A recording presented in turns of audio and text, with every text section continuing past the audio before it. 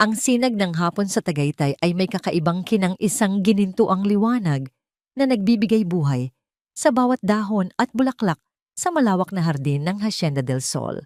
Ang hangin ay sariwa, may dalang amoy ng basang lupa at ng matamis na bango mula sa mga bulaklak ng kape. Sa malawak na terasa, ang mga mararangyang bisita ni Catherine na nakasuot ng kanilang mga eleganteng damit ay nagtatawanan. Ang tunog ng kanilang mga pinong tasa ng tsaa na lumalapat sa mga platito ay tila isang musika ng karangyaan at kapayapaan. Si Catherine, ang ginang ng mansyon, ay parang isang reyna sa kanyang trono. Ang kanyang nangiti ay perpekto, ang kanyang bawat galaw ay kalkulado. Ngunit sa loob ng mansyon sa isang silid na bihirang buksan at tila kinalimutan na ng panahon, isang ibang uri ng musika ang dahan-dahang nabubuhay. Ito ay isang himig na simple, medyo nag-aalangan, ngunit puno ng isang damdaming matagal ng kinimkim. Sa harap ng isang luma, ngunit maringal na grand piano, nakaupo si Luca, ang 14 na taong gulang na anak ni Don Guillermo. Ang kanyang mga binti ay hindi gumagalaw payat at tila walang buhay sa kanyang wheelchair. Ngunit ang kanyang mga daliri, bagamat nanginginig, ay may pananabik na sumusunod sa gabay ng isang pares ng magaspang ngunit maalagang mga kamay. Dahan-dahan lang, Luca. Bulong ni Consuelo ang kasambahay na higit pa sa isang yaya para sa bata. Hayaan mong ang puso mo ang magdikta sa iyong mga daliri. Si Consuelo ay nakaluhod sa tabi ng wheelchair, ang kanyang unipormeng asul ay simple ngunit malinis. Ang kanyang mga mata ay puno ng pagmamahal habang pinagmamasdan niya ang bata. Sa loob ng 2 taon, siya ang naging anino ni Luca, ang kanyang tagapagtanggol sa isang bahay na puno ng malamig na karangyaan. Isang mahiyaing ngiti ang sumilay sa mga labi ni Luca, isang pambihirang tanawin na tanging si Consuelo lamang ang nakakakita. Ang piano ay ang tanging alaala na naiwan ng kanyang yumaong ina. Ito ang kanyang santuwaryo. At si Consuelo ang susi na nagbubukas nito. Ang himig ay umagos mula sa piano, isang malungkot na kundiman na madalas tugtugin ng kanyang ina. Bawat nota ay isang alaala, isang patak ng luha para sa pagmamahal na nawala. Para kay Luca, ang pagtugtog ay hindi lang isang libangan. Ito ay isang paraan upang makausap ang ina na hindi na niya mayayakap pa. Sa terasa, ang malamyos na tunog ng piano ay dahan-dahang gumapang sumasabay sa ihip ng hangin. Sa una, hindi ito napansin sa gitna ng masayang tawanan. Ngunit nang ito ay umabot sa pandinig ni Catherine, ang kanyang perpektong ngiti ay biglang naglaho. Napalitan ito ng isang malamig na pagtitig, isang titig na kayang magpayelo ng apoy. Sino ang gumagawa ng ingay na yon? Tanong niya sa isang katulong. Ang kanyang boses ay mahinahon, ngunit may bahid ng panganib. Hindi ko po alam, ginang, sagot ng katulong nanginginig sa takot. Hindi na naghintay ng sagot si Catherine. Tumayo siya ng may biglaang determinasyon. Ang kanyang mga eleganteng hakbang patungo sa loob ng mansyon ay mabilis at tiyak, tulad ng isang mandaragit na natunton ang kanyang biktima. Ang mga bisita ay nagkatinginan nagtataka sa biglaang pagbabago ng kanyang kilos. Sa silid ng musika, abala pa rin sina Luca at Consuelo sa kanilang munting mundo. Hindi nila namalayan ang papalapit na panganib. Ang musika ay papalakas, habang si Luca ay nagkakaroon ng kumpiyansa, ang kanyang mga daliri ay mas matatag na sa pagtipa. Biglang bumukas ang pinto. Isang malakas na kalabog ang umalingaw-ngaw. Ano ang ibig sabihin ng kabastusan na ito? Ang boses ni Catherine ay parang isang latigo na humampas sa hangin. Ang musika ay biglang natigil. Ang ngiti ni Luca ay nawala na palitan ng purong takot. Si Consuelo ay mabilis na tumayo, ang kanyang katawan ay automatikong humarang sa pagitan ni Catherine at ng bata. Ginang Catherine. Nagsimula si Consuelo, ang kanyang boses ay nanginginig. Kami po ay nagpapatugtog lamang. Nakikita ko. Sagot ni Catherine, ang kanyang mga mata ay parang 2 piraso ng yelo. Lumakad siya palapit, ang bawat hakbang ay tila nagpapabigat sa hangin. Ilang beses ko bang sinabi na ang piano na yan ay nagdadala ng kamalasan? Ang tunog niyan ay parang isang sumpa sa pamamahay na ito. Ngunit ito po ang alaala ng kanyang ina. Pakiusap ni Consuelo, ang kanyang mga kamay ay nakakuyom sa kanyang tagiliran. Ang mga mata ni Catherine ay lumipat kay Luca na nakayuko sa kanyang upuan nanginginig. Ang mga patay ay dapat manatiling nakalibing kasama ang kanilang mga alaala. Sabi ni Catherine na may halong lason sa bawat salita. At ikaw? Bumaling siya kay Consuelo, isang hamak na katulong tinuturuan mo ang bata na suwayin ako. Bago pa man makasagot si Consuelo, isang mabilis na galaw ang ginawa ni Catherine. Inangat niya ang kanyang kamay, hindi para manampal, kundi para gawin ang isang bagay na mas malupit. Isang malakas at nakakabinging kalabog ang pumuno sa silid ng buong lakas na ibinagsak ni Catherine ang mabigat na takip ng piano.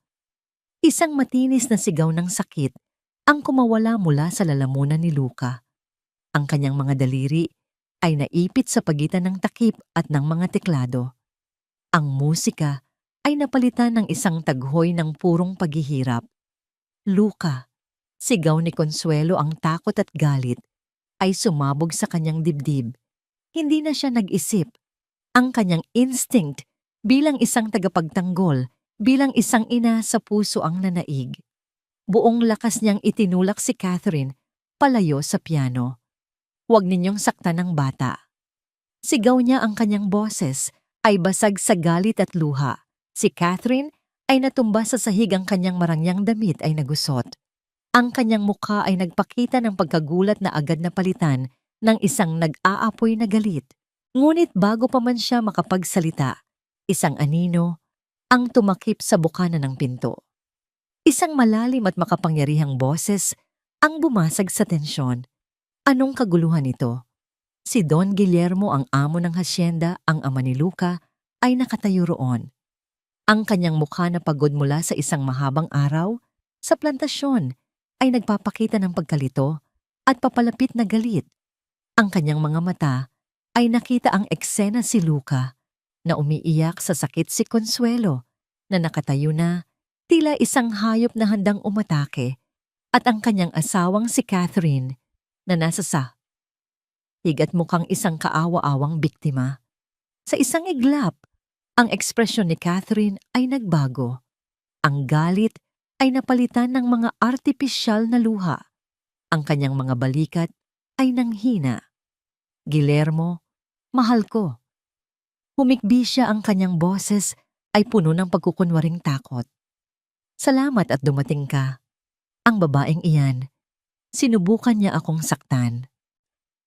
Ang katahimikan sa silid ay mabigat at nakakabingi, pinutol lamang ng mahihinang hikbi ni Luca at ng mabilis na paghinga ni Catherine mula sa sahig. Ang mga mata ni Don Guillermo ay lumipat mula sa kanyang umiiyak na anak patungo sa galit na mukha ni Consuelo at huli sa kanyang asawa na tila isang basag na manika sa sahig na gawa sa nara. Ang pagod sa kanyang mukha ay napalitan ng isang madilim na ulap ng pagkadismaya. Guillermo, muling humikbi si Catherine at sinubukan niyang tumayo. Nanginginig ang mga kamay na para bang siya ay dumanas ng isang matinding trauma. Nakita mo ba, tinulak niya ako, ang walang galang na babaeng yan, sa harap pa mismo ng anak mo. Mabilis na lumapit si Guillermo sa kanyang asawa at tinulungan itong makatayo. Inalalayan niya ito, ang kanyang mga kamay ay marahan, ngunit ang kanyang tingin kay Consuelo ay matalim na parang punyal. Consuelo, ano ang ibig sabihin nito? Tanong ni Don Guillermo. Ang kanyang boses ay mababa at kontrolado, ngunit may bigat ng isang paparating na bagyo. Bakit nasa sahig ang asawa ko? Don Guillermo, pakiusap po, hindi po ganoon. Nagsimulang magpaliwanag si Consuelo, ang kanyang puso ay kumakabog na parang tambol. Nasaktan po ni Ginang Catherine si Luca. Ibinagsak niya po ang takip ng piano sa mga daliri niya. Itinuro niya ang namumulang mga daliri ng bata na ngayon ay maingat na itinatago ni Luca sa kanyang kandungan na para bang nahihiya. Tumingin si Guillermo sa kamay ng kanyang anak, ngunit mabilis na ibinaling ni Catherine ang kanyang atensyon. Nagsisinungaling siya, mahal ko. Sabi ni Catherine, ang mga luha ay malayang dumadaloy sa kanyang pisngi, isang perpektong pagganap ng isang biktima. Lumabas ako para sawayin sila dahil sinisira nila ang aking charity event. Ang mga bisita ko, Guillermo, ang mga importanteng tao, naririnig nila ang iskandalosong ingay na ito. At nang sinabi kong tumigil na sila, sinigawan ako ng batang ito at tinulak ako ng katulong na yan. Hindi po totoo iyan. Gate ni Consuelo, ang kanyang boses ay tumaas sa desperasyon. Nagagalak lang po si Luca na muling makatugtog sa piano ng kanyang ina. Ang pagbanggit sa yumaong asawa ni Guillermo ay isang pagkakamali. Isang anino ng inis ang dumaan sa mukha ng Don. Para sa kanya ang nakaraan ay isang sarado ng libro at si Catherine ang kanyang kasalukuyan. Hindi ito ang unang beses, Guillermo. Patuloy ni Catherine, ang kanyang mga salita ay puno ng laso na nakabalot sa matamis na tono. Lagi niyang pinupuno ang isip ni Luca ng mga bagay tungkol sa nakaraan. Ginagawa niyang suwail ang anak mo laban sa akin. Siya ang ahas sa pamamahay na ito. Si Don Guillermo ay napabuntong hininga, isang tunog ng pagod at pagkabigo. Pagod na siya mula sa trabaho at ang gusto lang niya ay kapayapaan pag-uwi. Ngunit heto na naman sila sa isang gulo na tila walang katapusan.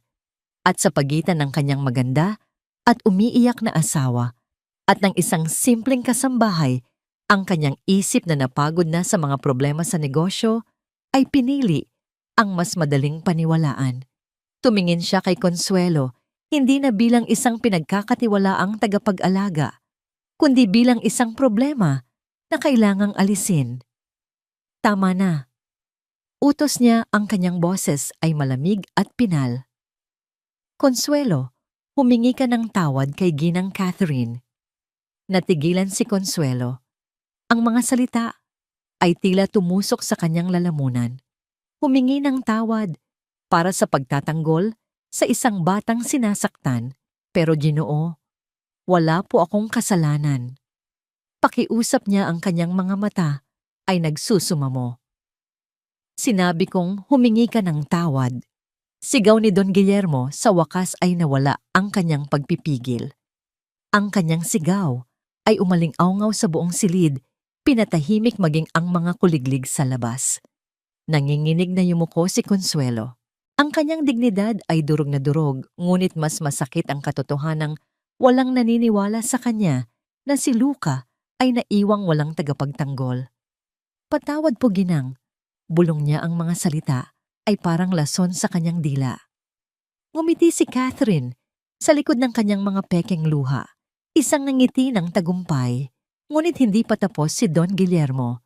Tumingin siya sa piano, ang pinagmulan ng lahat ng gulo. Sa kanyang mga mata ito ay hindi isang alaala. Ito ay isang piraso ng muebles na nagdudulot ng problema. At ang piano na yan, sabi niya sa dalawang security guard na pumasok dahil sa ingay. Ipakuha ninyo, ilagay sa pinakadulong bodega. Ayokong makita pa yan dito. Iyon ang hatol na bumasag sa puso ni Luca. Hindi ama pakiusap. Sigaw ng bata, ang kanyang boses ay puno ng sakit na higit pa sa pisikal. Mabilis niyang pinaandar ang kanyang wheelchair palapit sa ama. Ang kanyang mga mata ay tigmak sa luha. Huwag po iyan na lang ang naiwan sa akin ni Inay. Pakiusap, ama. Hinawakan niya ang binti ng pantalon ng kanyang ama, isang desperadong pagkapit sa huling piraso ng kanyang nakaraan.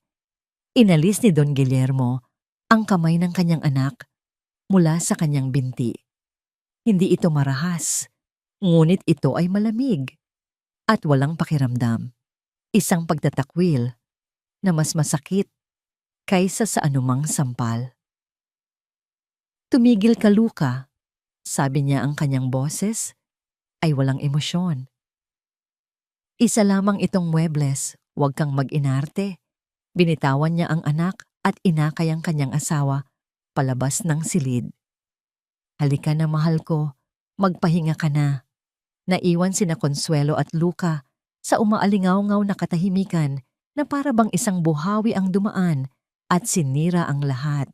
Pinanood nila habang ang dalawang gardya ay maingat na binubuhat ang maringal na piano. Dinadala ito papalayo tulad ng isang kabaong. Sa bawat hakbang nila, tila isang bahagi ng kaluluwa ni Luka ang kasamang nawawala.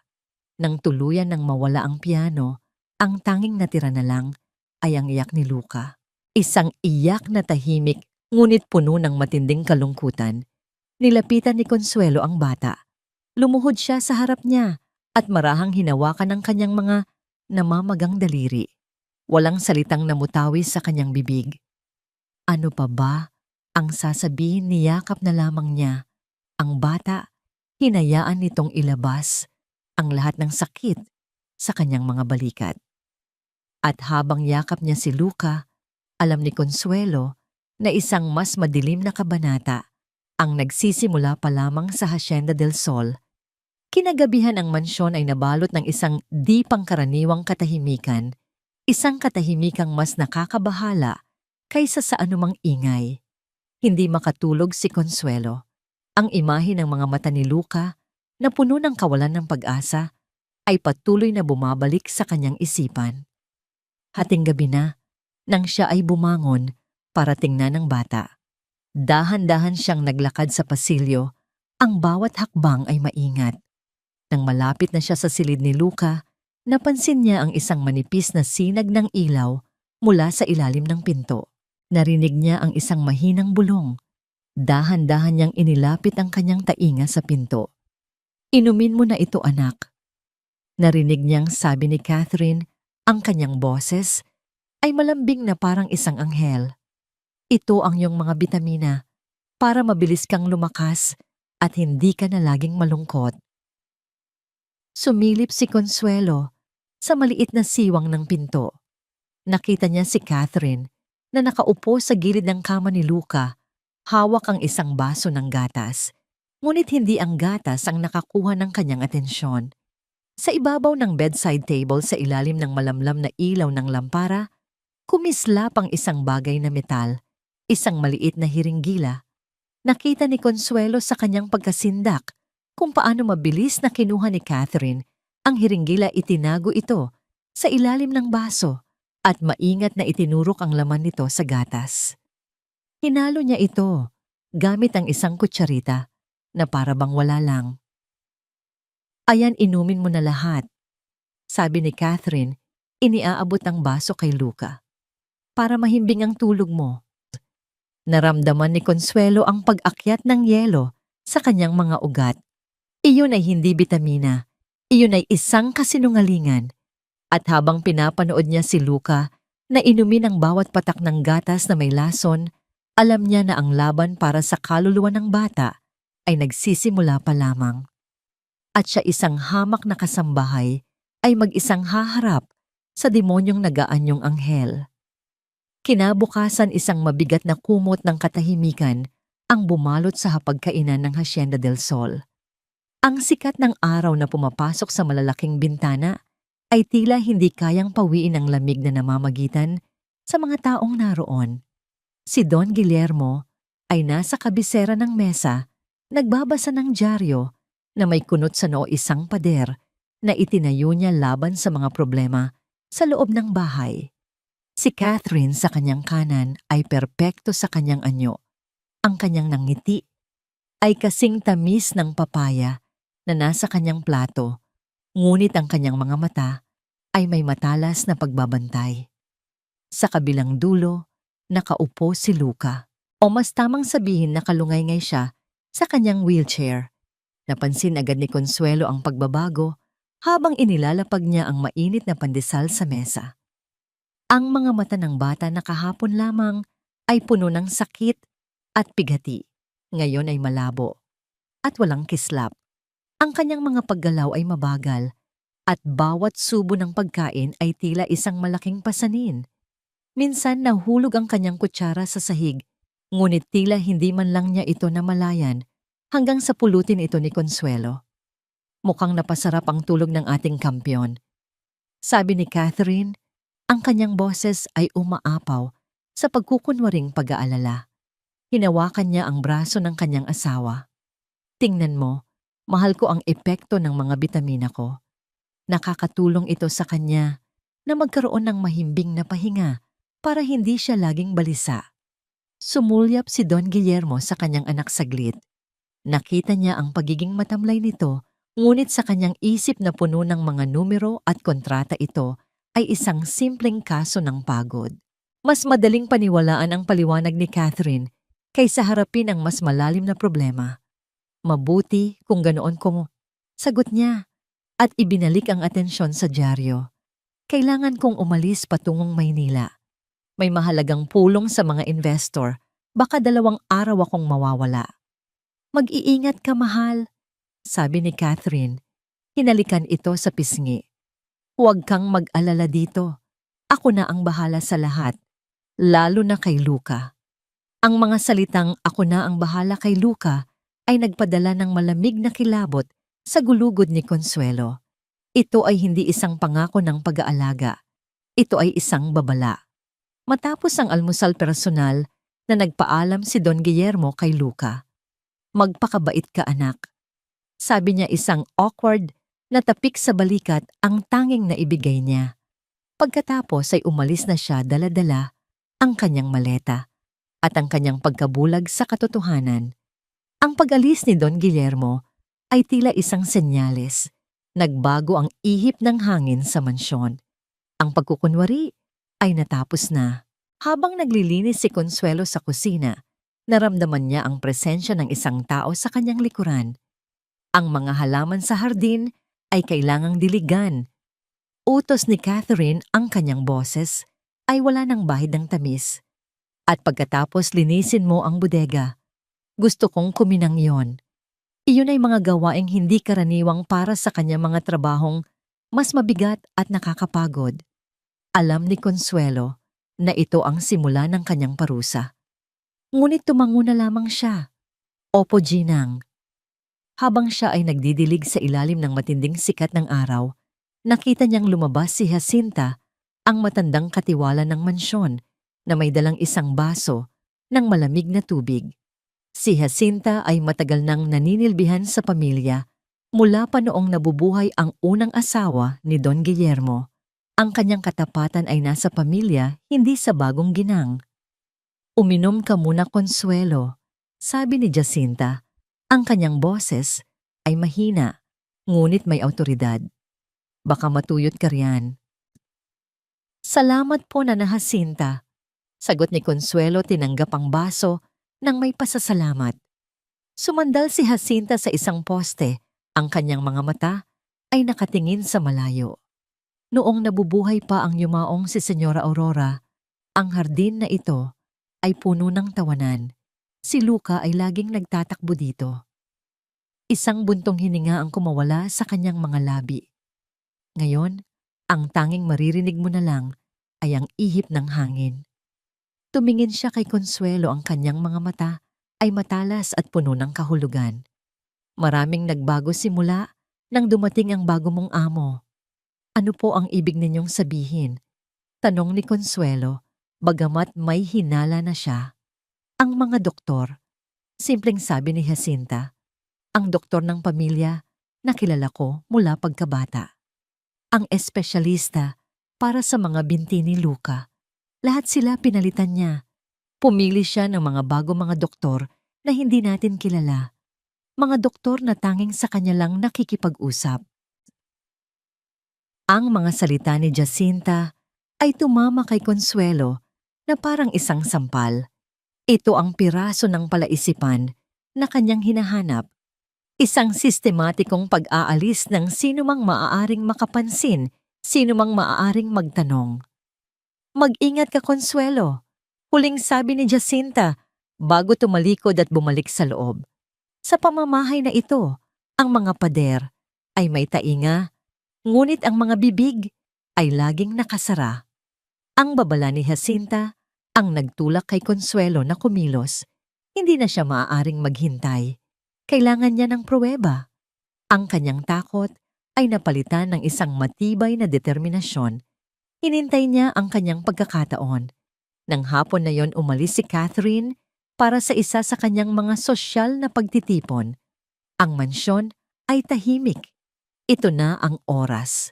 Nanginginig ang mga kamay, pumasok si Consuelo sa master's bedroom.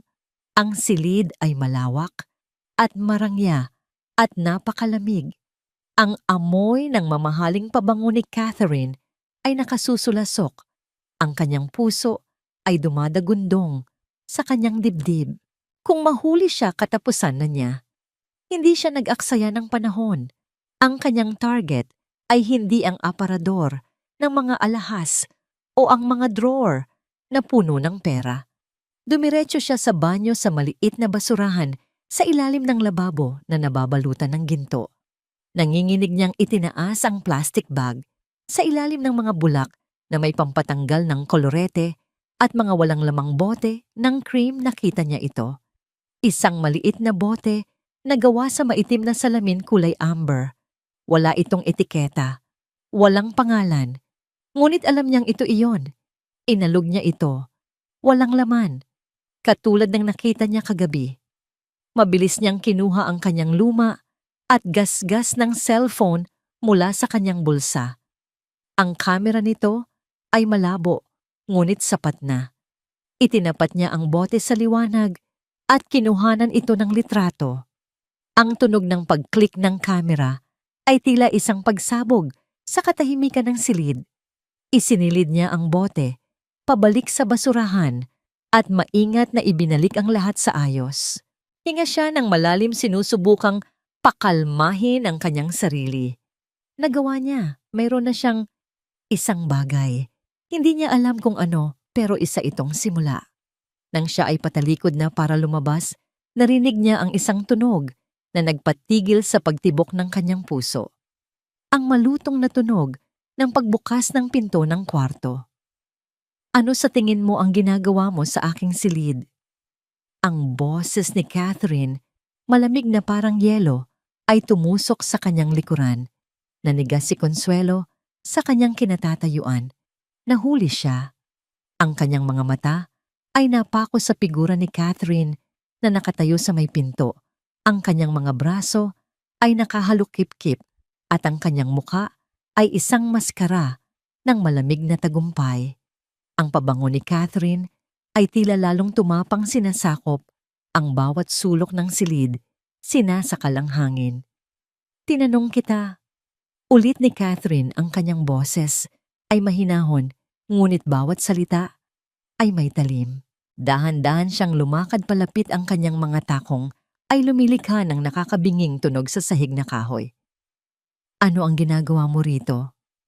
Ang isip ni Consuelo ay tumatakbo ng mas mabilis kaysa sa kabog ng kanyang dibdib. Kailangan niya ng isang dahilan, isang bagay na kapani-paniwala. Ang katotohanan ay magiging katapusan niya. Sabi niya, pinipilit na maging kalmado ang kanyang boses kahit na ang kanyang lalamunan ay tila sinasakal. Paumanhin po.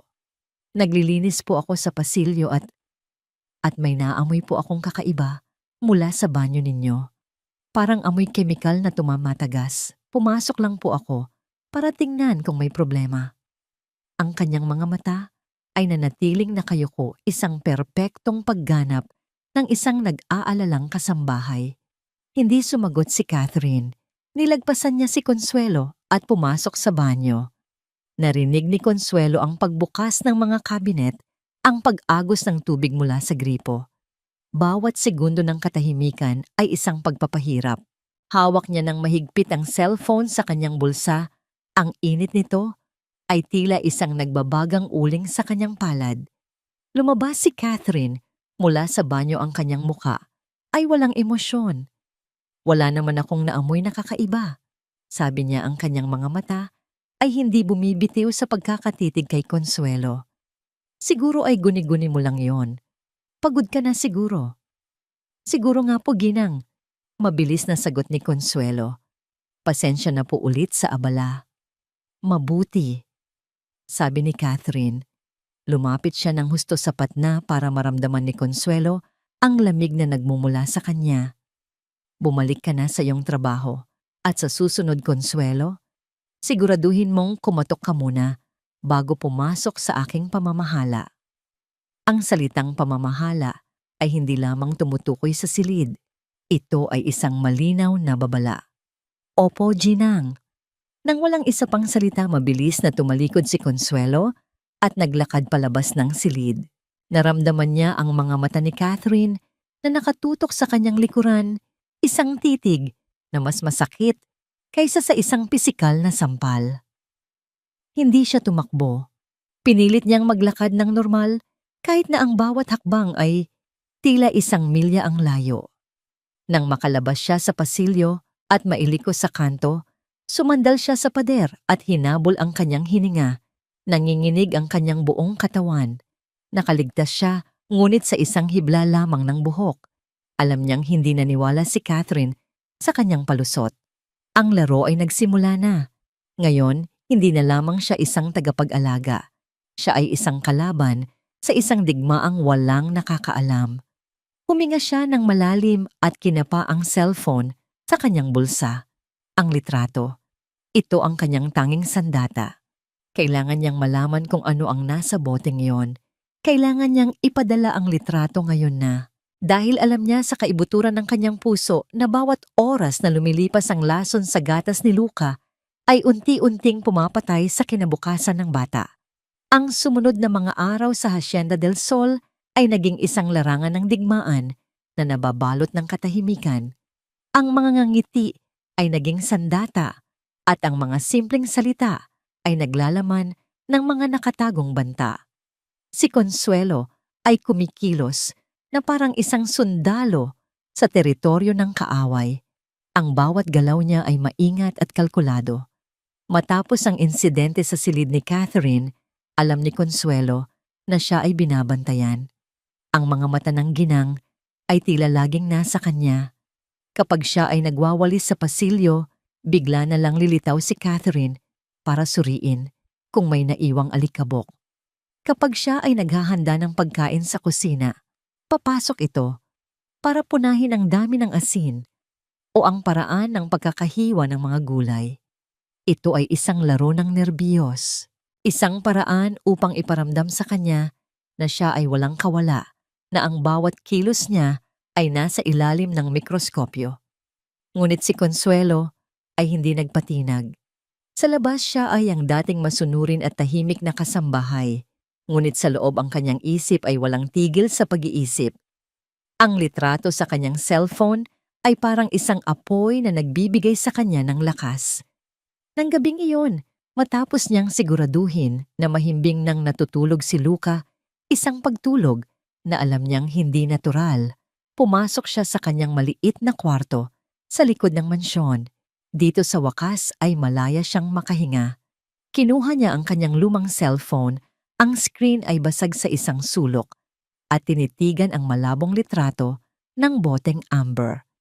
Mayroon siyang isang kaibigan sa kanyang bayan, si Marites, isang nursing aide sa isang maliit na klinika. Siya ang tanging taong maiisip niyang mapagkakatiwalaan. Nanginginig ang mga daliri, ipinadala niya ang litrato sa pamamagitan ng messaging app.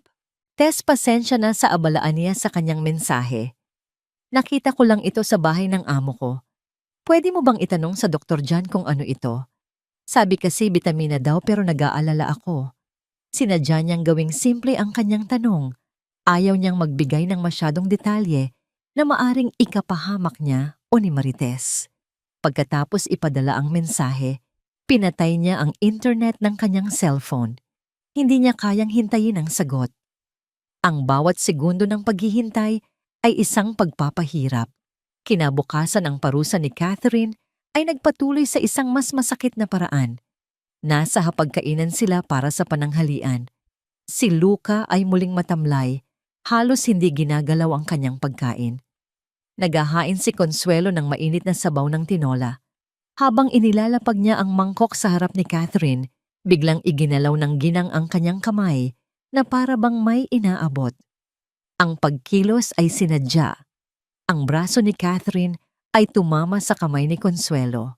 Ang mainit na sabaw ay tumapon mula sa mangkok bumuhos sa braso at kamay ni Consuelo. Isang matinding sakit ang gumuhit sa kanyang balat.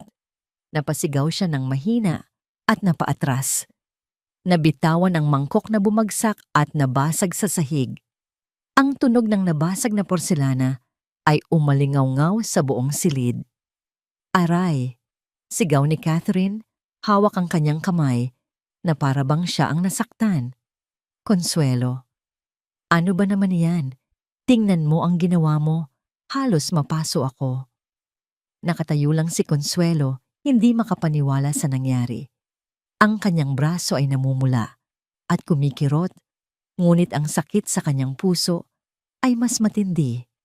Ang ginawa ni Catherine ay hayagan isang malupit na pagpapakita ng kapangyarihan sa harap mismo ni Luca. Tumingin si Luca sa eksena, ang kanyang mga mata ay nanlalaki sa takot at pagkalito. Nakita niya ang lahat.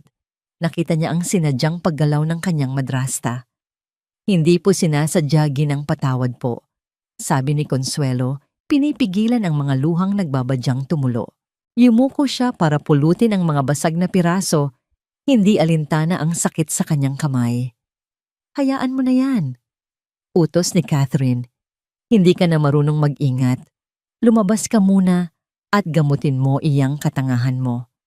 Tatawagin ko na lang ang ibang katulong para maglinis. Walang imik na tumalikod si Consuelo at naglakad palabas ang bawat hakbang ay isang pagpipigil sa galit. Hindi siya tumingin pabalik, ngunit naramdaman niya ang mga mata ni Luca na sumusunod sa kanya mga matang puno ng isang damdaming hindi niya mabasa takot awa o marahil isang maliit na binhi ng paghihimagsik. Sa kusina binuhusan niya ng malamig na tubig ang kanyang paso. Nandoon si Nana Jacinta, naghuhugas ng mga gulay. Walang salitang namutawi, ngunit kinuha ng matanda ang isang maliit na garapon ng burn ointment mula sa isang cabinet at tahimik na inilapag ito sa tabi ni Consuelo. Ito ay isang maliit na kilos, ngunit para kay Consuelo, ito ay isang malaking bagay. Isang pag-amin na mayroon siyang kakampi kahit sa anino. Nang gabing iyon, habang ginagamot ang kanyang paso, naramdaman ni Consuelo ang pag-vibrate ng kanyang cellphone. Mabilis niya itong binuksan. Isang mensahe mula kay Marites.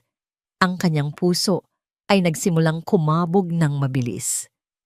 Consuelo, nasaan ka ba? Tumawag ka sa akin ngayon din. Importante. Isang alon ng kaba ang bumalot sa kanya. Naghahanap siya ng isang lugar kung saan walang makakarinig, sa likod ng hardin, sa ilalim ng isang malaking puno ng mangga. Nanginginig ang mga kamay, tinawagan niya ang numero ni Marites. Tess, ako ito. Bulong niya. Consuelo, Diyos ko, ano ba yang pinasok mo? Ang boses ni Marites sa kabilang linya ay puno ng takot. Ipinakita ko ang litrato sa doktor. Noong una hindi niya alam. Pero nagtanong siya sa isang kaibigang veterinaryo. Veterinaryo? Naguguluhang tanong ni Consuelo. Oo, Consuelo. Sabi ni Marites, ang kanyang boses ay naging isang pabulong. Ang gamot na yan, ang laman ng bote na yan, hindi yan bitamina, hindi yan para sa tao. Huminga ng malalim si Marites bago ibagsak ang katotohanan na yayanig sa mundo ni Consuelo. Iyan ay isang malakas na tranquilizer, isang pampakalma na ginagamit para sa malalaking hayop tulad ng mga kabayo. Ang cellphone ay halos mahulog mula sa kamay ni Consuelo. Ang hangin ay tila nawala sa kanyang mga baga. Kabayo. Ang gamot na ipinaiinom sa isang bata, gabi-gabi, ay para sa mga kabayo. Ang kanyang pinakamasamang hinala ay hindi man lang umabot sa kalupitan ng katotohanan. sabi ng doktor. Patuloy ni Marites, hindi alam ang epekto ng kanyang mga salita. Ang sobrang dosis niyan sa isang tao, lalo na sa isang bata, ay maaaring maging sanhi ng paghina ng puso, pagkasira ng utak, o mas malala pa. Hindi na narinig ni Consuelo ang mga huling salita. Ang kanyang isip ay naglalakbay pabalik sa mansyon sa imahe ni Luca na matamlay at walang buhay sa bawat pagbagsak ng kanyang kutsara, sa bawat pagkawala ng kislap sa kanyang mga mata. Hindi ito simpleng pagpapabaya, hindi ito simpleng pagmamaltrato. Ito ay isang dahan-dahan at kalkuladong pagpatay. At sa ilalim ng madilim na kalangitan ng Tagaytay, napaluhod si Consuelo sa damuhan. Ang sakit ng kanyang paso ay wala nang saysay kumpara sa nag-aapoy na katotohanan na bumabalot ngayon sa kanyang buong pagkatao. Kailangan niyang iligtas si Luca at kailangan niya itong gawin ngayon bago pa mahuli ang lahat. Ang pagbabalik ni Don Guillermo ay mas maaga kaysa sa inaasahan. Walang tawag, walang pasabi. Ang marangyang itim na sasakyan ay pumasok sa tarangkahan ng hasyenda, kinahapunan sa oras na ang araw ay nagpipinta ng kulay kahel at lila sa kalangitan. Para sa karamihan ito ay isang magandang tanawin. Para kay Consuelo, ito ang hudyat na ang oras ng pagtutuos ay dumating na. Ang balita ng kanyang pagdating ay kumalat na parang apoy. Naramdaman ni Consuelo ang pagbilis ng tibok ng kanyang puso. Ito na ang kanyang pagkakataon. Kung palalampasin niya ito, baka wala nang bukas para kay Luca. Nakita niya si Don Guillermo na naglalakad sa hardin kasama si Catherine na agad siyang sinalubong ng isang matamis na halik. Sa likuran nila, si Luca ay tahimik na nakaupo sa kanyang wheelchair sa ilalim ng isang mayabong na puno ng akasya, tila isang anino sa sarili niyang tahanan. Huminga ng malalim si Consuelo. Kumuha siya ng isang pitsel ng malamig na kalamansi juice at isang baso mula sa kusina. Ang kanyang mga kamay ay hindi nanginginig. Ang takot na dati niyang nararamdaman ay napalitan ng isang bakal na determinasyon. Naglakad siya papalabas ng terasa. Ang bawat hakbang ay may bigat at layunin. Don Guillermo, mabuti po at nakabalik na kayo. Bati niya ang kanyang boses ay magalang ngunit matatag.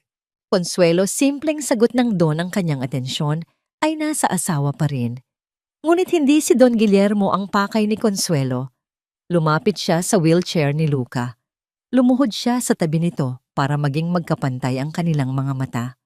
Luca, sabi niya sa isang boses na malinaw at sadyang pinalakas para marinig ng lahat. Gusto mo ba ng juice o baka gusto mo na lang hintayin ang espesyal na gatas na ibinibigay sa iyo ni Ginang Catherine? Iyon bang pampasarap ng tulog mo? Ang epekto ng kanyang mga salita ay agaran at marahas. Ang matamis na ngiti ni Catherine ay naglaho na parang bula. Ang kanyang mga mata, na kanina lang ay puno ng pagmamahal para sa asawa, ay nanlilisik ngayon sa galit. Nakita niya ang hamon sa mga salita ni Consuelo. Nakita niya ang panganib. Ano ang pinagsasabi mo riyan, babae? Sita ni Catherine, ang kanyang boses ay pumipiyok sa pagpipigil ng galit. Ngunit hindi tumigil si Consuelo. Tumingin siya ng diretso sa mga mata ni Luca. Hindi ba, Luca, iyon ang paborito mong gatas? Pagkatapos mong inumin iyon, lagi kang inaantok. Nakakalimutan mo na nga minsan ang pangalan ko, hindi ba? Iyon ang huling salita na kaya pang marinig ni Catherine. Sa isang iglap, nawala ang lahat ng kanyang pagkukunwari. Isang hayop na nasukol ang lumabas. Mabilis siyang lumapit sa kanila. Tumahimik ka. Sigaw niya, at buong lakas na hinablot ang braso ni Consuelo, pilit siyang itinatayo. Huwag mong lasunin ang isip ng bata. Bitiwan niyo po ako. Sigaw pabalik ni Consuelo ng lalaban. Sabihin ninyo sa kanila ang totoo. Ano ang inilalagay ninyo sa gatas ni Luca gabi-gabi? Catherine, Consuelo, ano na naman ito? Sigaw ni Don Guillermo, sa wakas ay napagtanto ang bigat ng nangyayari. Lumapit siya para awatin sila. Ngunit huli na. Ang eksena ay naging isang marahas na kaguluhan. Nagpupigla si Consuelo sa mahigpit na pagkakahawak ni Catherine. Guillermo, tulungan mo ako. Ihumagulgol si Catherine, muling isinuot ang maskara ng isang biktima. Baliw na ang babaeng ito, sinasaktan niya ako. Pinagbibintangan niya ako ng mga karumal-dumal na bagay. Bitiwan mo ang asawa ko. Utos ni Don Guillermo kay Consuelo, ang kanyang mukha ay isang kulubot ng galit. Hindi po desperadong sigaw ni Consuelo, ang kanyang mga mata ay puno ng luha, ngunit nag-aalab sa katotohanan. Maniwala po kayo sa akin, may ginagawa siyang masama sa anak ninyo. Pakiusap. Don Guillermo, tingnan ninyo ang laman ng bag niya. Ngayon din. Ang desperadong sigaw ni Consuelo ay tumagos sa hangin. Natigilan si Don Guillermo. Mayroong kakaiba sa sigaw na yon. Hindi ito kasinungalingan. Ito ay purong pagsusumamo. Ang kanyang mga mata ay napadako sa isang sulok kung saan nakatayo si Nana Jacinta malapit sa pinto ng kusina. Ang matandang katiwala ay hindi gumagalaw ang kanyang mga kamay, ay magkasalikop sa kanyang dibdib na para bang nagdarasal. Ang kanyang mukha ay maputla at ang kanyang mga mata ay nakatitig kay Don Guillermo. Sa mga matang yun, nakita niya ang isang tahimik na pakiusap, isang kumpirmasyon sa lahat ng kanyang kinatatakutan. Maniwala ka sa kanya, tila sinasabi ng mga mata ng matanda. Ang pagdududa na dati ay isang buti lamang ay biglang lumaki at naging isang halimaw sa loob ni Don Guillermo. Tumingin siya sa kanyang asawa na ngayon ay humihikbi sa kanyang balikat. Tumingin siya sa bag ni Catherine, isang mamahaling designer handbag na nakasabit sa braso nito. Ibigay mo sa akin ang bag mo, Catherine. Sabi niya ang kanyang boses ay kalmado sa isang paraan na nakakatakot. Ano? Gulat na tanong ni Catherine, ang kanyang mga mata ay nanlaki sa takot. Guillermo, ano ang pinagsasabi mo? Mas paniniwalaan mo ba ang baliw na katulong na ito kaysa sa asawa mo? Sinabi kong ibigay mo sa akin ang bag mo. Ulit niya mas may diin ngayon. Hindi. Ito ay isang kahihiyan. Sigaw ni Catherine, hinigpitan ang hawak sa kanyang bag na para bang ang buhay niya ay nakasalalay dito. Ang kanyang pagtanggi ang naging huling kumpirmasyon. Nang walang isa pang salita, hinawakan ni Don Guillermo ang strap ng bag at hinila ito. Huwag, Guillermo, bitiwan mo. Sigaw ni Catherine, nanlalaban ang kanyang magandang mukha ay nabaluktot sa purong pagkasindak. Ngunit ang lakas ni Don Guillermo na pinalakas ng biglaang pagdududa at takot ay mas nangingibabaw. Sa isang malakas na hila, nakuha niya ang bag. Hindi siya tumigil doon. Sa harap ng lahat sa ibabaw ng mamahaling baldosa ng terasa, ibinuhos niya ang lahat ng laman nito. Isang nakakalat na koleksyon ng karangyaan ang bumagsak sa sahig, isang pulang kolorete, isang bote ng pabango, isang gintong credit card, isang pitaka na puno ng pera. Ngunit sa gitna ng lahat ng iyon, dalawang bagay ang gumulong at tumigil, malapit sa paanan ni Don Guillermo na kumikinang sa ilalim ng papalubog na araw. Isang maliit na boteng amber walang etiketa. At sa tabi nito, isang maliit at payat na hiringgila. Ang mundo ay tila huminto. Ang ihip ng hangin ay tumigil. Ang mga huling-huni ng ibon ay naputol. Ang lahat ng mga mata ay napako sa dalawang maliliit na bagay na naglalaman ng isang napakalaking kasamaan. Nanigas si Catherine, ang kanyang mukha ay nawalan ng lahat ng kulay. Si Consuelo ay napasinghap, isang tunog ng takot at tagumpay. Dahan-dahan yumuko si Don Guillermo. Nanginginig ang kanyang mga kamay habang dinadampot niya ang bote at ang hiringgila. Itinaas niya ito sa kanyang paningin, tinititigan na para bang ito ay isang ahas. Tumingin siya sa kanyang asawa, ang kanyang mga mata ay isang kawalan, isang malalim na balon ng sakit at pagtataksil. Ano? Ano ito, Catherine? Tanong niya ang kanyang boses ay halos isang pabulong basag at puno ng isang sakit na nagsisimula pa lamang niyang maramdaman. Ang tunog ng sirena ng pulis na papalayo ay ang huling nota sa opera ng panlilinlang ni Catherine. Sa paglisan nito isang mabigat at nakakabinging katahimikan ang bumalot sa Hacienda del Sol. Ang araw ay tuluyan ng lumubog at ang dilim na kumalat sa hardin ay tila isang refleksyon ng kadilimang biglang bumalot sa puso ni Don Guillermo. Nakatayo pa rin siya sa terasa, hawak ang bote at hiringgila na parang mga piraso ng basag na salamin na tumutusok sa kanyang kaluluwa. Si Consuelo ay nasa tabi ni Luca, ang kanyang kamay ay nakapatong sa balikat ng bata, isang muog ng proteksyon. Si Nana Jacinta ay tahimik na nagligpit ng mga nabasag na gamit. Ang bawat galaw niya ay tila isang ritual ng paglilinis sa kasamaang naganap.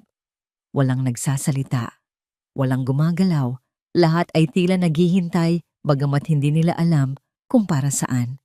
Ang unang bumasag sa katahimikan ay isang mahinang ungol mula kay Luca. Ama, bulong ng bata ang kanyang boses ay nanginginig. Nilalamig po ako. Doon lamang tila natauhan si Don Guillermo. Binitawan niya ang mga ebidensya na parang mga nagbabagang uling at mabilis na lumapit sa kanyang anak. Halika anak, pumasok na tayo sa loob. Sabi niya ang kanyang boses ay magaspang sa mga emosyong hindi niya mailabas. Sa unang pagkakataon, sa loob ng maraming taon, siya mismo ang nagtulak sa wheelchair ni Luca papasok sa mansyon. Si Consuelo ay sumunod sa likuran nila isang tahimik na anino. Ang mansyon na dati ay isang simbolo ng tagumpay, para kay Guillermo ngayon ay tila isang malaking mausoleo, isang monumento sa kanyang sariling pagkabulag. Sa silid ni Luca, tinulungan ni Consuelo ang bata na magbihis at humiga sa kama. Walang imik si Don Guillermo, nakatayo lamang sa may pinto, isang estranghero sa sariling anak. Nang maayos na si Luca sa kama, nagpaalam si Consuelo. Magpapahinga na po ako, Ginoo, sabi niya ng mahina. Salamat, Consuelo, sagot ni Guillermo, hindi tumitingin. Salamat sa lahat. Nang umalis si Consuelo, naiwan si Guillermo kasama ang kanyang anak at ang mga multo ng kanyang mga pagkakamali. Umupo siya sa isang silya sa tabi ng kama, pinagmamasdan ang pagtulog ni Luca. Ngunit habang lumalalim ang gabi, isang bagong takot ang nagsimulang gumapang sa kanyang dibdib. Bandang hating gabi, nagsimula ang bangungot. Si Luca ay nagsimulang gumalaw nang hindi mapakali sa kanyang pagkakatulog. Mahinang daing ang lumalabas sa kanyang mga labi. Maya-maya ang mga daing ay naging mga salitang walang kabuluhan. Ang kanyang katawan ay nagsimulang pagpawisan, binabasa ang kanyang damit at ang mamahaling kumot. Luca anak. Tawag ni Guillermo, hinawakan ang braso nito. Nagulat siya sa init ng balat ng bata. Nilalagnat ito. Biglang iminulat ni Luca ang kanyang mga mata. Ngunit hindi ito ang mga mata ng kanyang anak. Ang mga ito ay dilat puno ng takot at nakatingin sa isang bagay na hindi nakikita ni Guillermo. Huwag po. Sigaw ng bata, ang kanyang boses ay puno ng pagkasindak. Umalis kayo mga gagamba. Ang daming gagamba. Nagsimula siyang magpumiglas, iwinawasiwas ang kanyang mga kamay sa hangin na para bang may inaalis siyang mga bagay sa kanyang katawan. Sinubukan siyang hawakan ni Guillermo, ngunit ang lakas ng bata na dulot ng purong takot ay nakakagulat. Anak ako ito. Si Papa walang gagamba. Sigaw ni Guillermo, ang kanyang puso ay dinudurog sa tanawing nasa harap niya. Ngunit si Luca ay wala sa kanyang sarili. Siya ay nakakulong sa isang impyernong gawa ng kanyang isipan, ang resulta ng biglaang paghinto ng droga na matagal nang ipinaiinom sa kanya. Ang kanyang katawan at isip ay sumisigaw, hinahanap ang lason na nakasanayan na nito. Tulungan niyo ako. Humagulgol si Luca, ang kanyang katawan ay nagsimulang manginig ng malakas. Ang kama ay umuuga sa bawat kumbulsyon. Nagpanik si Don Guillermo. Hindi niya alam ang gagawin. Ito ay isang halimaw na hindi niya kayang labanan gamit ang pera o kapangyarihan. Kinuha niya ang kanyang telepono, nanginginig ang mga kamay. Tatawagan niya ang pinakamahusay na ospital sa bansa. Ipapalipad niya ang kanyang anak kung kinakailangan. Habang nagdadial siya, biglang bumukas ang pinto. Si Consuelo ay pumasok nakasuot ng isang simpleng pantulog. Ang kanyang buhok ay nakalugay. Ang kanyang mukha ay seryoso at determinado. "Huwag po kayong tumawag ng ospital, Ginoo." Utos niya, ang kanyang boses ay matatag at pinal. "Nababaliw ka na ba?" Sigaw pabalik ni Guillermo. "Tingnan mo siya. Kailangan niya ng doktor na mamatay na siya." Mabilis na lumapit si Consuelo at inagaw ang telepono mula sa kamay ni Guillermo.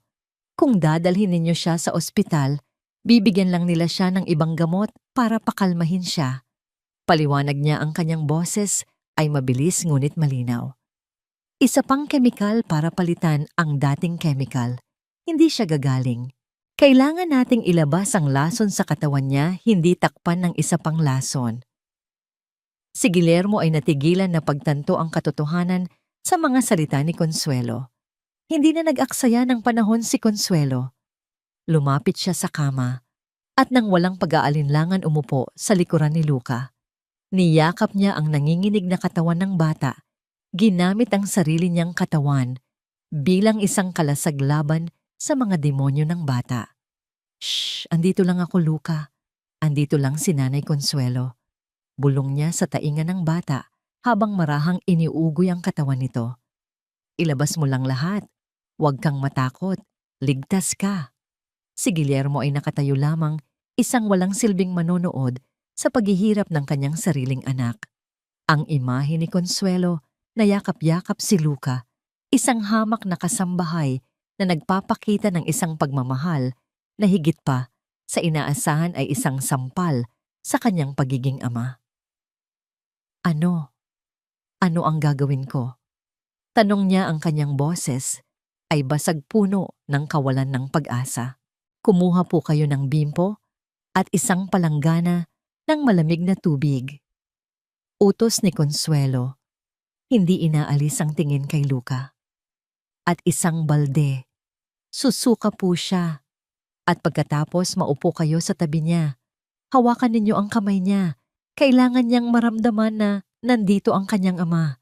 Iyon ang pinakamahalagang gamot sa ngayon."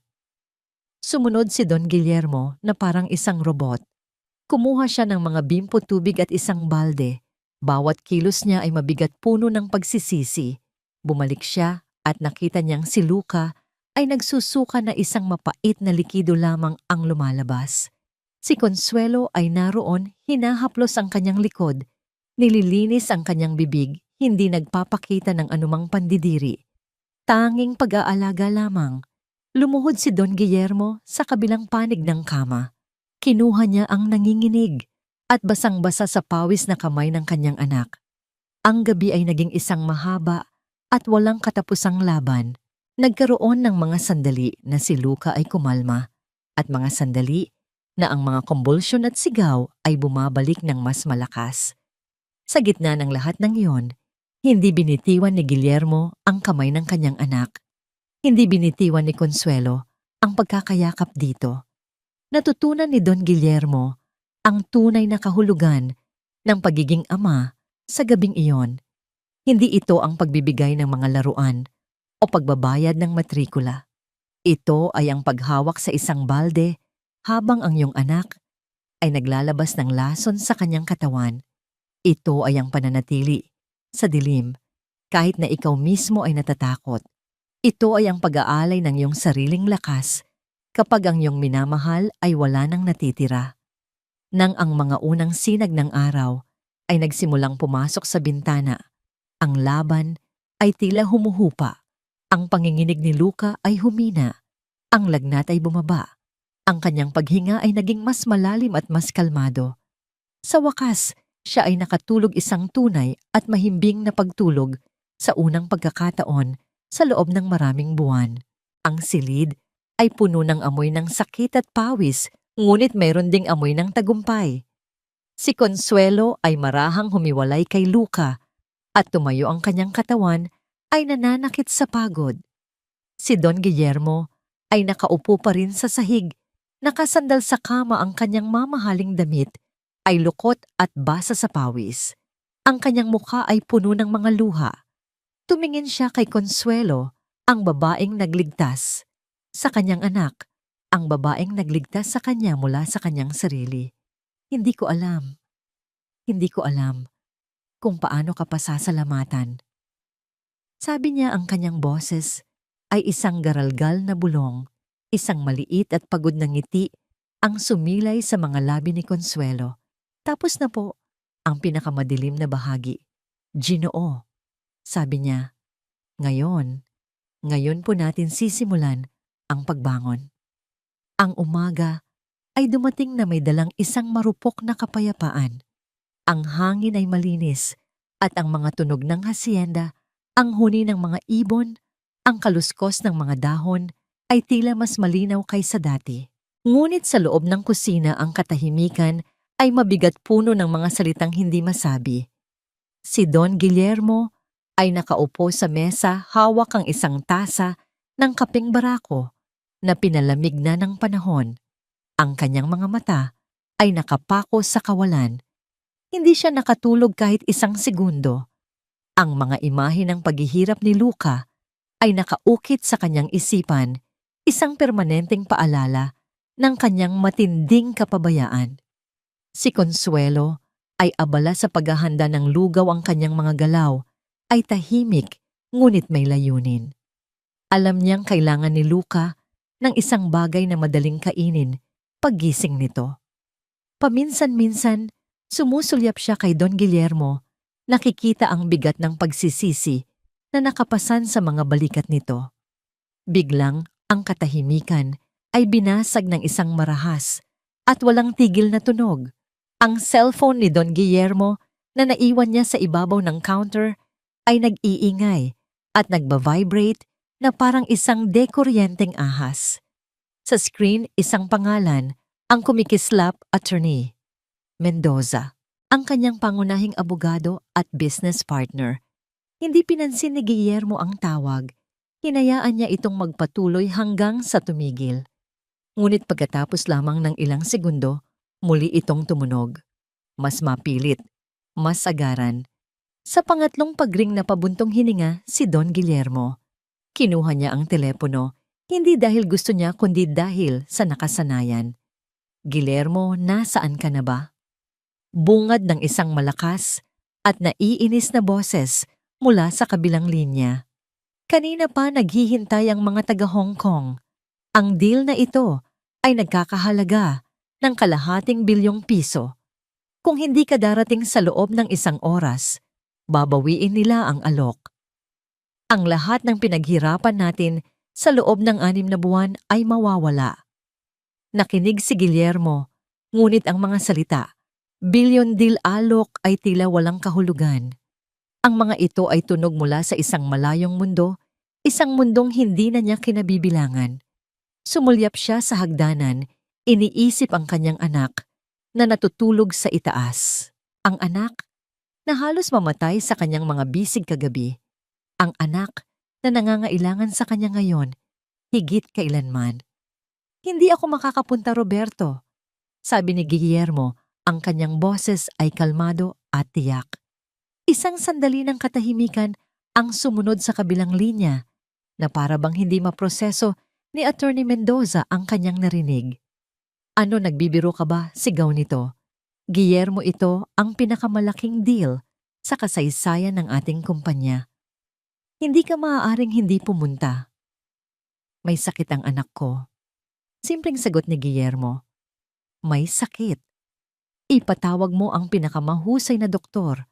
Magpadala ka ng helicopter. Para saan pat mayaman ka kung hindi mo gagamitin sa mga ganitong sitwasyon. Ang galit na sagot ng abogado. Kailangan ka dito. Ang trabaho mo ay narito para saan pat mayaman ka. Ang mga salitang yon ay tumama kay Guillermo na parang kidlat. Iyon ang parehong lohika na sumira sa kanyang pamilya. Ang paniniwalang ang pera ay kayang ayusin ang lahat.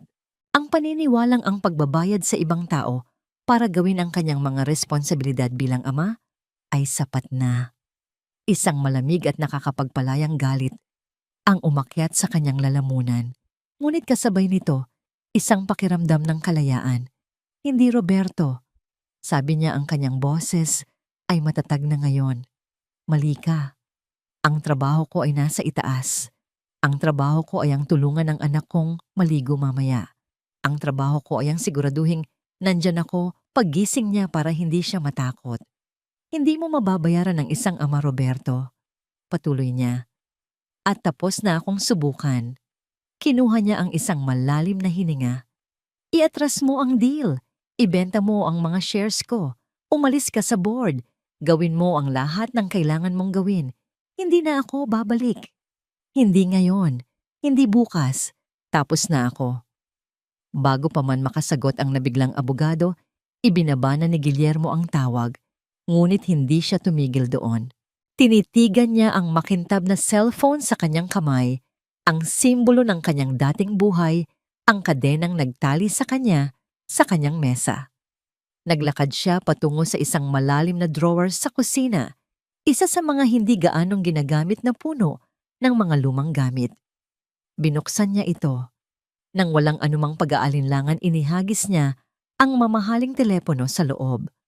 Ang tunog ng pagbagsak nito ay mahina, ngunit para sa kanya ito ay isang malakas na deklarasyon. Isinara niya ang drawer nang may kasamang puwersa. Tapos na. Nang lumingon siya, nakita niyang nakatayo si Consuelo, malapit sa lababo, hawak ang isang sandok. Ang kanyang mga mata ay nanlalaki. Narinig niya ang lahat. Narinig niya ang pagtalikod ng isang makapangyarihang tao sa kanyang imperyo. Ginoo. Bulong niya hindi makapaniwala. Ang negosyo ninyo. Lumapit si Don Guillermo at umupo muli sa mesa. Isang ngiti ang una sa loob ng mahabang panahon na umabot sa kanyang mga mata, ang sumilay sa kanyang mga labi. Papel lang iyon, Consuelo, sabi niya. Mga numero sa isang screen. Kagabi, habang hawak ko ang kamay ni Luca, napagtanto ko. Wala siyang pakialam kung ilan ang zero sa aking bank account. Ang kailangan lang niya ay ang aking mga kamay na nakahawak sa kanya.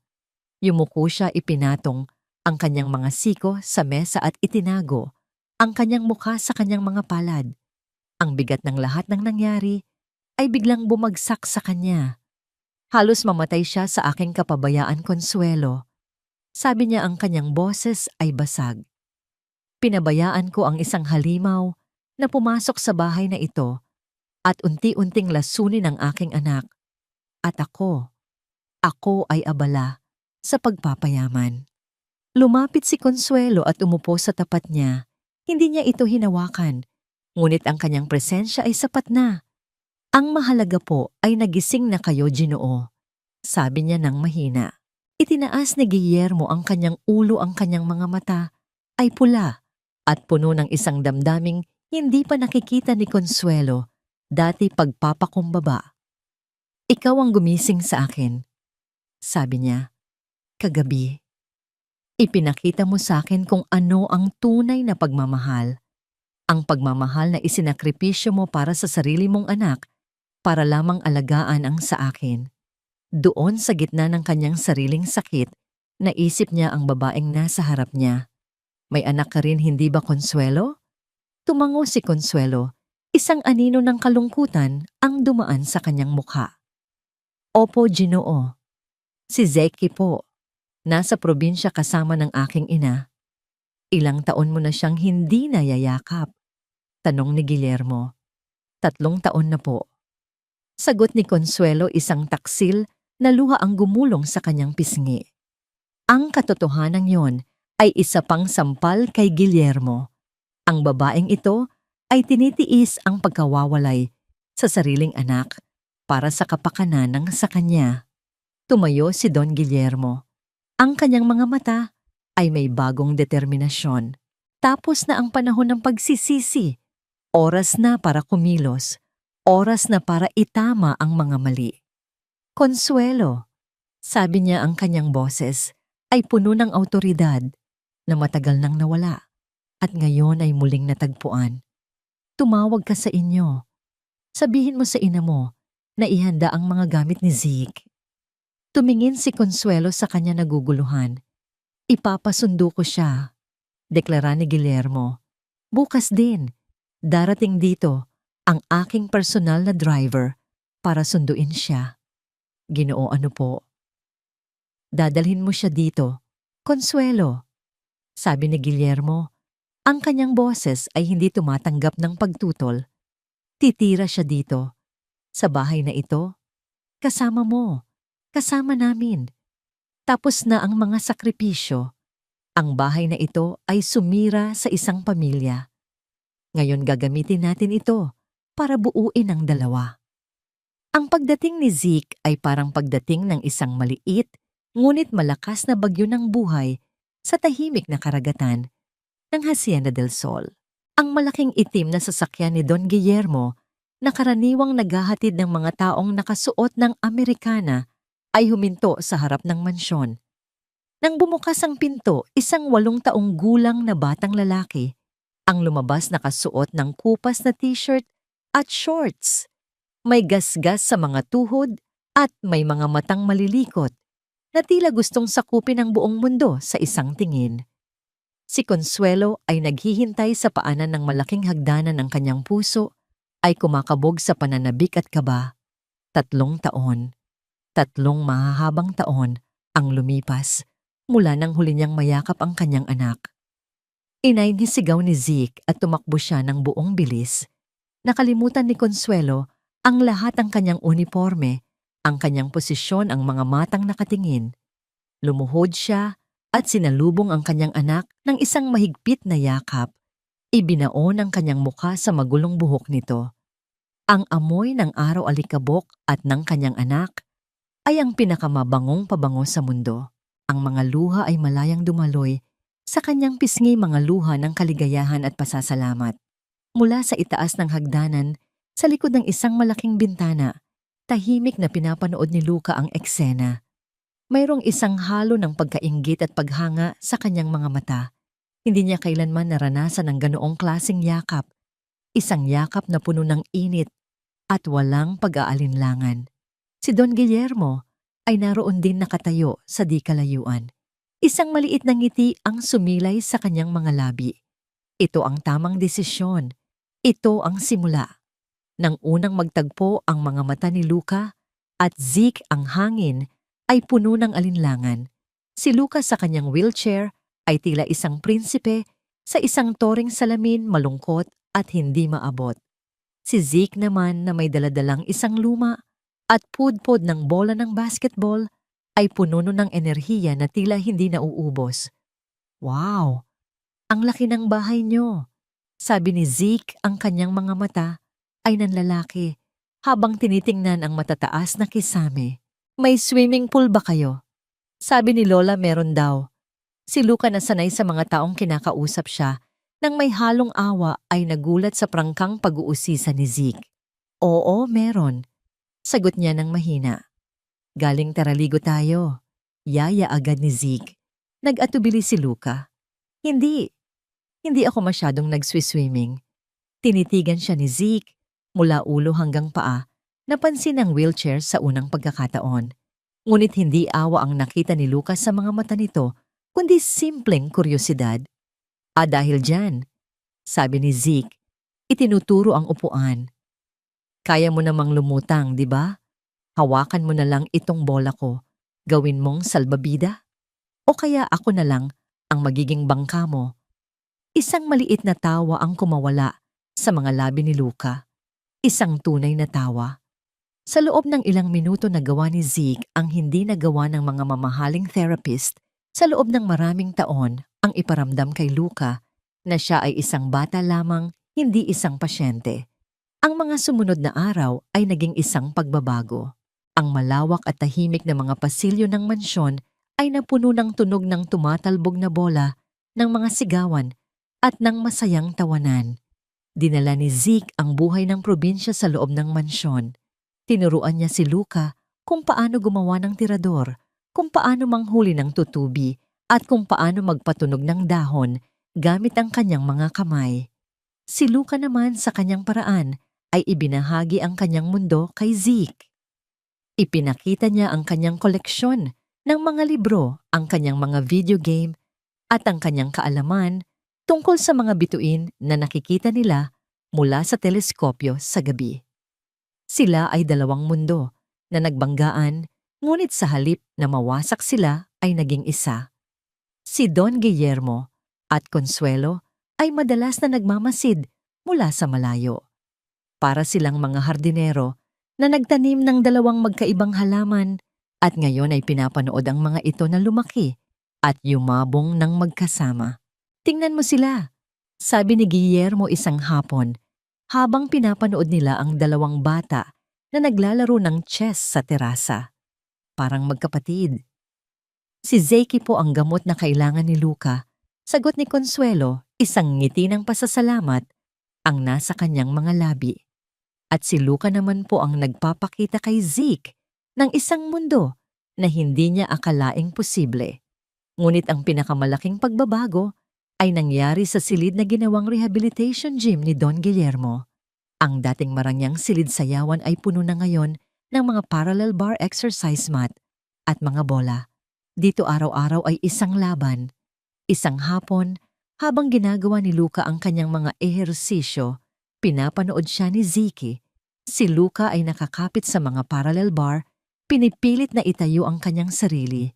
Ang kanyang mga braso ay nanginginig sa hirap. Ang pawis ay tumatagaktak sa kanyang noo. Kaya mo yan, Luca. Sigaw ni Zeke mula sa gilid kumikilos na parang isang coach. Isipin mo na lang, inaakyat mo ang puno ng niyog. Mas mahirap yon. Ngumiti si Luca sa gitna ng kanyang paghihirap. Ngunit ang kanyang mga binti ay tila ayaw sumunod. Nanghihina na siya. Handa na siyang sumuko at bumalik sa kanyang wheelchair. Ayoko na, sabi niya hingal na hingal. Pagod na ako. Hindi pa, sabi ni Zeke. Kinuha niya ang kanyang bola ng basketball. Tingnan mo ito. Ibinato niya ang bola sa ere, ngunit sinadya niyang gawin itong mahina. Ang bola ay tumama sa sahig at gumulong ng dahan-dahan palayo kay Luca. Hala ang bola ko. Sigaw ni Zeke na may pagkukunwaring pagkataranta. Malalaglag sa hagdanan, Luca. Kunin mo. Mayroon ang isang bagay sa sigaw ni Zeke, isang bagay sa imahe ng kanyang kaisa-isang bola na papalayo. Isang instinct ang nanaig kay Luca.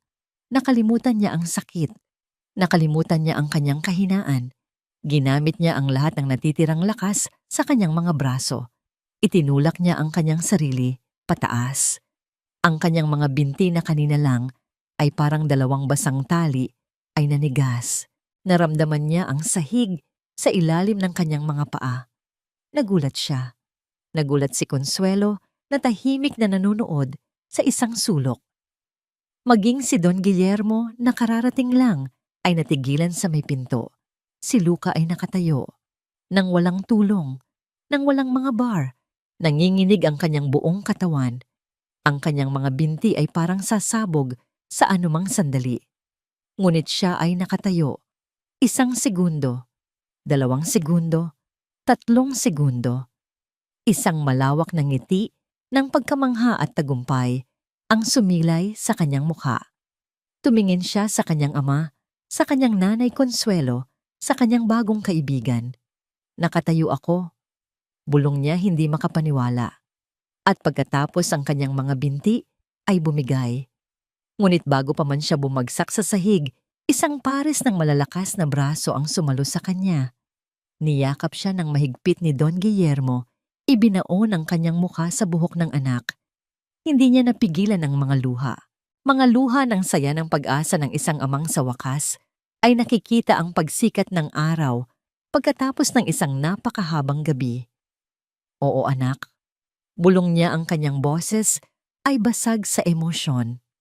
Nakatayo ka at ito pa lang ang simula. Ang 3 segundong pagtayo ni Luca ay naging isang alamat sa loob ng mansyon. Ito ang usap-usapan ng mga katulong sa kusina, ang ipinagmamalaking kwento ni Zeke sa kanyang lola sa telepono, at ang tahimik na himala na nagbibigay ng walang katapusang pag-asa kina Don Guillermo at Consuelo. Ang tagumpay na yon ay nagbigay ng bagong apoy sa determinasyon ni Luca. Ang mga sesyon ng therapy na dati ay isang pasanin ay naging isang hamon na kanyang buong pusong tinatanggap. Makalipas ang ilang linggo, isang hapon na may dalang ambon at malamig na hangin, ang 2 bata ay nasa malawak na damuhan sa likod ng mansyon. Nag-imbento sila ng sarili nilang laro. Si Luca, na nakaupo sa kanyang wheelchair, ang nagsisilbing hari ng kastilyo. Si Zeke naman, gamit ang kanyang pudpod na bola, ay sinusubukang pabagsakin ng pader sa pamamagitan ng pagpapatama ng bola sa gulong ng wheelchair. Hindi mo ako matatalo, Zeke. Sigaw ni Luca, mabilis na iniikot ang kanyang upuan para iwasan ang bola. Ang kanyang mga braso ay lumakas na at ang kanyang kontrol sa wheelchair ay naging kahanga-hanga. Malapit na. Sigaw pabalik ni Zeke, tumatawa habang hinahabol ang bola. Isang tama na lang at bibigay na ang iyong kaharian. Kumuha siya ng isa pang buwelo, tumakbo, at sinipa ang bola ng buong lakas. Ngunit sa kanyang pagkasabik, ang kanyang sipa ay naging masyadong malakas at mataas. Ang bola ay lumipad sa ere, hindi patungo kay Luca, kundi patungo sa isang maliit na dalisdis sa dulo ng hardin kung saan nagsisimula ang kakahuyan ng mga puno ng kape. Hala! Sigaw ng 2 bata ng sabay. Pinanood nila habang ang bola ay gumugulong pababa sa dalisdis papalayo ng papalayo. Ang bola ko!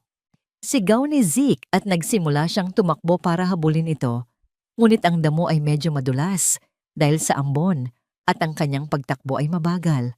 Si Luca, na mas malapit sa dalisdis, ay mabilis na pinaandar ang kanyang wheelchair.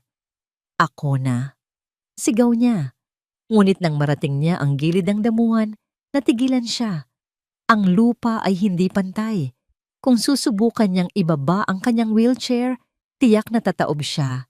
Nakita niya ang bola na malapit nang mawala sa paningin, papasok na sa makapal na mga halaman.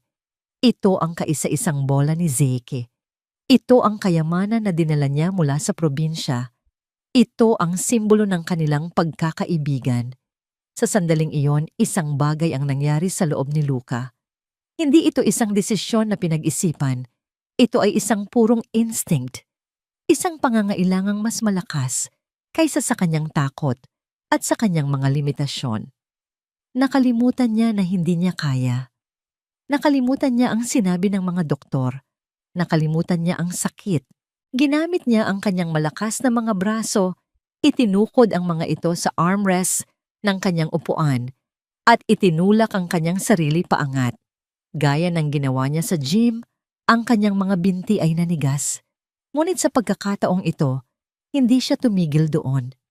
Habang ang kanyang mga paa ay nakalapat sa mamasa-masang lupa, gumawa siya ng isang bagay na tila imposible. Humakbang siya. Isang hakbang na nanginginig at hindi tiyak, tulad ng isang sanggol na natututo pa lamang. Ang kanyang mga tuhod ay halos bumigay. Ngunit hindi siya bumagsak. Mula sa terasa, nakita ni Don Guillermo at Consuelo ang lahat. Sila ay nag-uusap tungkol sa mga gastusin sa hasyenda, ngunit ang kanilang mga mata ay laging nasa mga bata. Napasinghap si Consuelo at napatakip ng bibig. Guillermo? Bulong niya, hindi makapaniwala sa kanyang nakikita. Natigilan si Don Guillermo. Ang tasa ng kape sa kanyang kamay ay nanginig, tumapon ang kaunting laman nito. Ang kanyang mga mata ay nanlaki. Si Luca ay hindi tumigil sa isang hakbang. Itinaas niya ang kanyang kaliwang paa. Pangalawang hakbang, mas matatag ng kaunti. Pangatlong hakbang, pang-apat, panlima. Siya ay naglalakad, dahan-dahan, kakatwa. Ngunit siya ay naglalakad. Narating niya ang bola yumuko nang may kahirapan at dinampot ito. Ang pagsisikap ay naging sobra para sa kanya. Nang hawak na niya ang bola, ang kanyang balanse ay nawala. Bumagsak siya sa malambot na damuhan. Ngunit hindi ito isang pagbagsak ng pagkatalo. Ito ay isang pagbagsak ng isang bayani na natapos ang kanyang misyon. Isang sandali ng absolutong katahimikan ang bumalot sa buong hasyenda. Maging si Zeke ay natigilan na kalimutan ang kanyang bola. Ang kanyang bibig ay nakabukas sa pagkamangha. Nakahiga si Luca sa damuhan, yakap-yakap ang bola. Tumingin siya sa kanyang mga binti, pagkatapos ay sa kalangitan. At pagkatapos, isang malakas na tawa ang kumawala mula sa kanya. Isang tawa na puno ng luha, isang tawa ng purong tagumpay. Iyon ang bumasag sa mahika. Luca, sigaw ni Don Guillermo, at tumakbo siya pababa ng hagdan, tinatawid ang damuhan, na parang isang batang lalaki, hindi alintana ang kanyang mamahaling sapatos. Sumunod si Consuelo, ang kanyang puso ay umaapaw sa kagalakan. Na unang dumating si Guillermo, lumuhod siya sa damuhan, hindi alintana ang putik. Niyakap niya ang kanyang anak. Ang bola ay naiipit sa pagitan nila. "Nakita mo ba, Ama? Nakita mo ba?" sabi ni Luca, tumatawa at umiiyak ng sabay. "Naglakad ako. Hinabol ko ang bola. Nakita ko, anak. Nakita ko." Sagot ni Guillermo, ang kanyang boses ay nanginginig sa emosyon. "Ikaw ang pinakamatapang na batang kilala ko." Dumating si Consuelo at lumuhod sa tabi nila kasama si Zeke. Walang nagsalita. Hinaplos lamang ni Consuelo ang buhok ni Luca. Ang kanyang mga mata ay nagsasabi ng lahat ng papuri at pagmamahal na hindi kayang bigkasin ng mga salita. Ang apat na tao na pinagtagpo ng isang kakaibang tadhana ay nagyakapan sa gitna ng damuhan, isang pamilyang binuo, hindi ng dugo, kundi ng mga pagsubok, sakripisyo at pagmamahal. Nang gabing iyon, matapos mapatulog ang pagod, ngunit masayang mga bata ang mansyon, ay muling binalot ng isang kakaibang katahimikan. Ngunit ngayon, ito ay isang katahimikang payapa.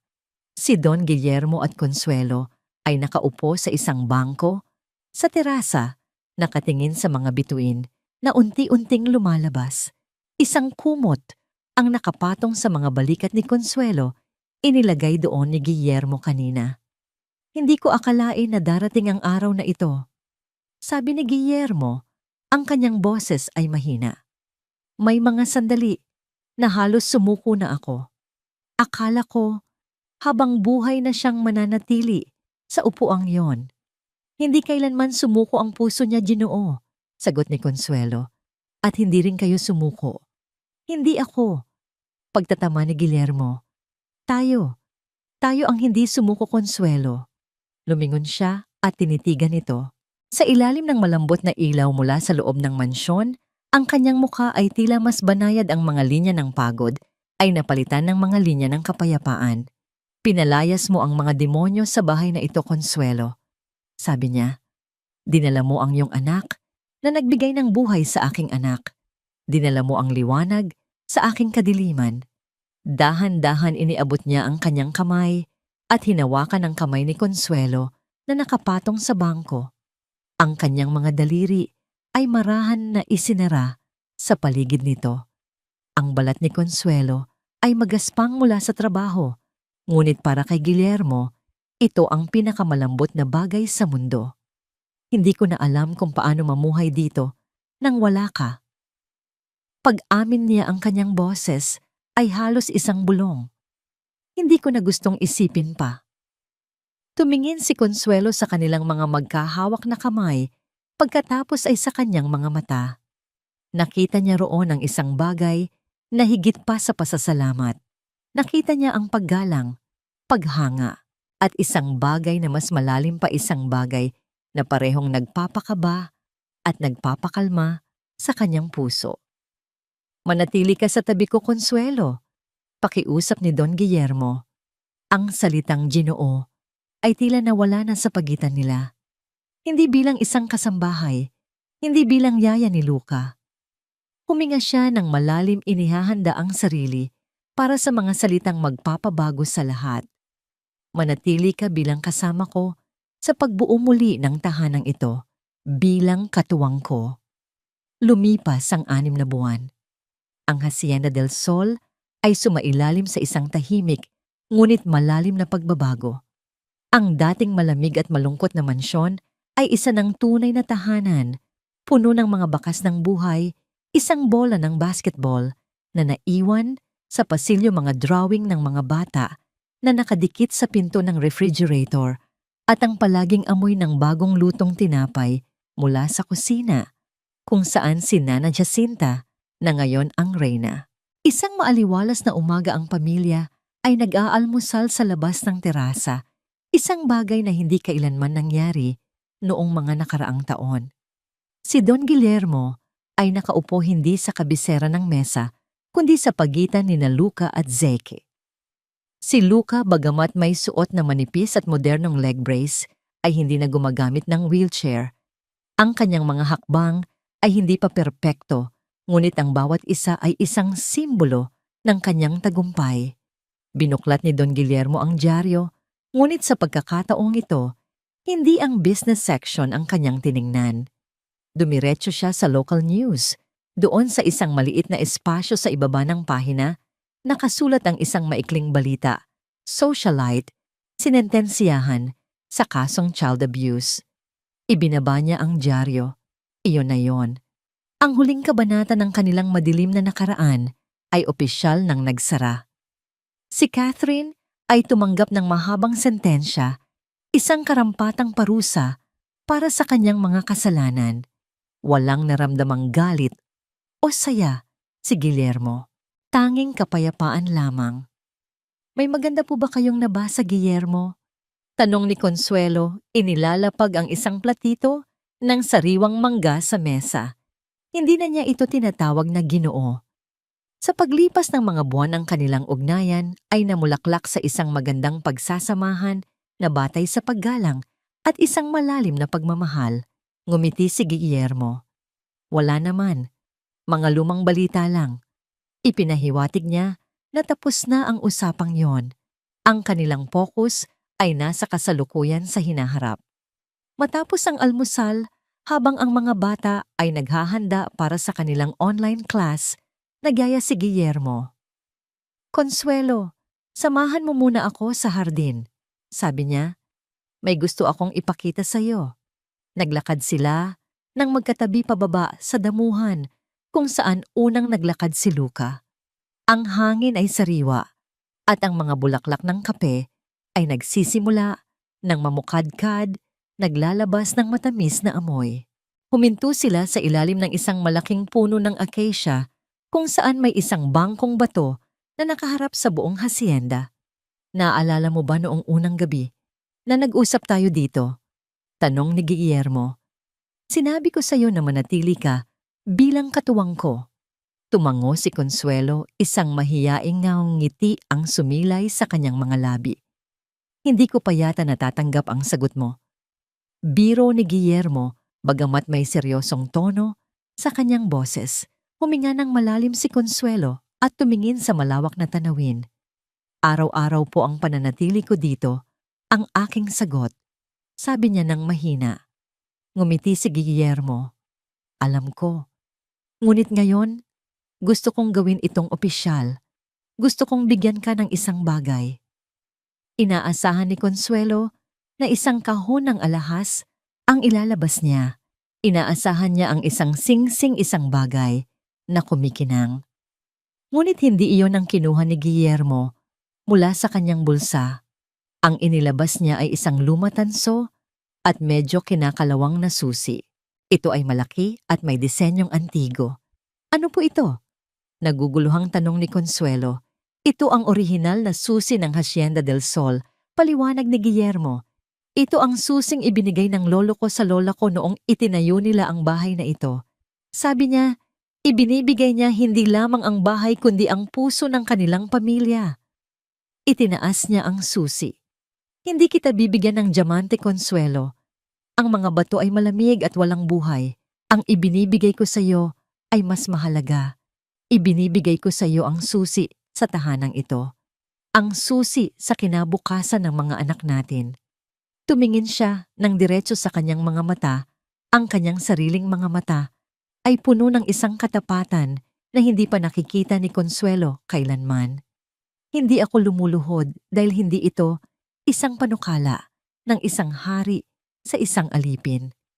Sabi niya, ang kanyang boses ay naging emosyonal. Nakatayo ako sa harap mo bilang kapantay mo. Consuelo, mahal ko pakasalan mo ako. Maging asawa ko, maging ina ng mga anak ko dahil sa puso nila, iyon ka na. At maging reyna ng tahanang ito dahil ikaw ang kaluluwa nito. Ang mga luha ay nagsimulang mamuo sa mga mata ni Consuelo. Ito ay higit pa sa kanyang pinangarap.